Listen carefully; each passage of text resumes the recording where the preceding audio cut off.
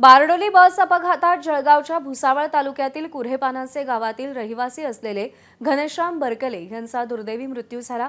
त्यांच्या मृत्यूची बातमी समजल्यानंतर त्यांच्या कुटुंबाने आक्रोश केलाय।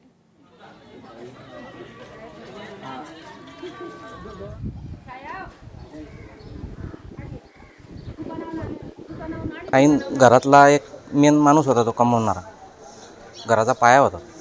कोण कोण आहे घरामध्ये त्यांच्या? घरामध्ये आई वडील वयस्कर आहे, एकटाच होता तो। दोन बहिणी आहे, लग्न झालेले आहे त्यांचे।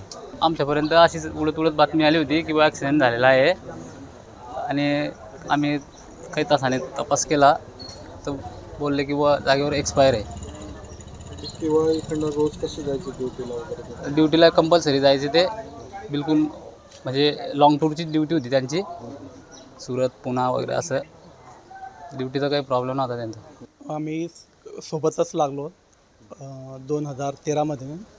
तेव्हापासून आम्ही सोबत आहे, जामनेरलाच आहे, ट्रेनिंग वगैरे सोबत करलं, सर्व सोबतच होतं। एकदम अतिशय चांगला पोरगा होता। एबीपी माझा, उघडा डोळे बघा नीट।